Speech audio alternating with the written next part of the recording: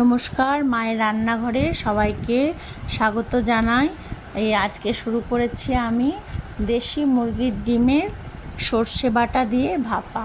ডিমগুলোকে সিদ্ধ করে নিয়েছি, এবার ছাড়িয়ে নিচ্ছি। দেখছেন ডিমগুলো কেমন ছাড়াতে ছাড়াতে একটু একটু ভেঙে যাচ্ছে।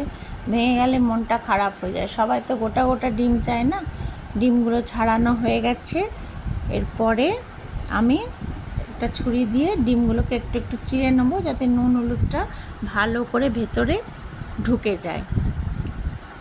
এরপরে হলুদ দিয়ে দিলাম, এবার নুন দিয়ে দিলাম। নুনটাকে এবারে ভালো করে মাখিয়ে নেব। মাখিয়ে কড়াইয়ে তেল দিয়ে দিলাম। এবার তেলটা একটু গরম হয়ে গেলেই আস্তে আস্তে করে তেল গরম হয়ে গেছে, এবারে ডিমগুলো আস্তে আস্তে ছেড়ে দিচ্ছি।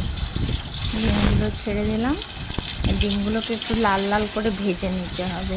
ডিমগুলো বেশ লাল লাল করে ভাজা হয়ে গেলে বেশ দেখতেও বেশ ভালো লাগে, আর যদিও ছোট ছোট ডিম কিন্তু খুব টেস্টি হয়।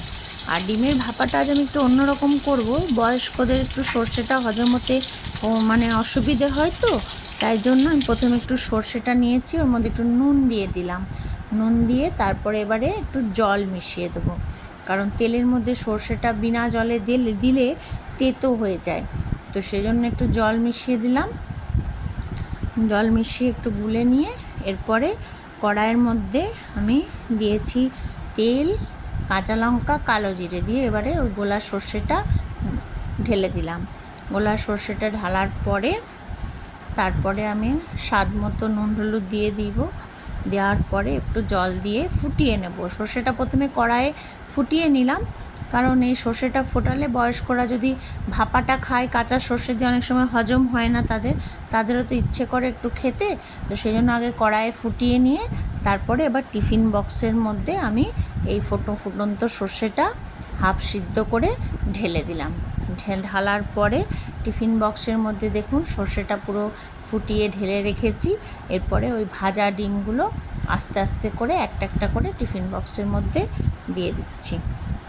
ডিমগুলো দেওয়া হয়ে যাওয়ার পরে এরপরে আমি ঢাকনাটা বন্ধ করে দেবো টিফিন বক্সের।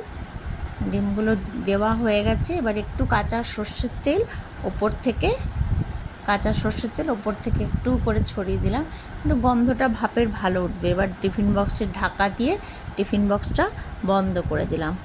এবারে কড়াইয়ের মধ্যে টিফিন বক্সটাকে একটা জল দিয়েছি, আর ওই র্যাকগুলো দিয়েছি বসানো, দিয়ে তারপর টিফিন বক্সটা দিয়ে ভাপে বসালাম। আর এবারে ওপর থেকে একটা থালা নিয়ে থালাটাকে এই যে ঢেকে দিচ্ছি। থালাটা ঢাকা দেওয়ার হয়ে যাওয়ার পরে এবারে 15 মিনিটের মতো ওটা ভাপে হবে আস্তে আস্তে। তবে আমি পুরো শুকনো করব না, শুকনো করলে ভাতের সঙ্গে খেতে অত ভালো লাগবে না। এই যে দেখুন খুব সুন্দর গন্ধ বেরিয়েছে, খুব সুন্দর। এই যে তেলটা ওপর থেকে সর্ষের তেলটা ভেসে উঠেছে। ভালো লাগলে একটু কমেন্ট করে জানাবেন। নমস্কার, ধন্যবাদ।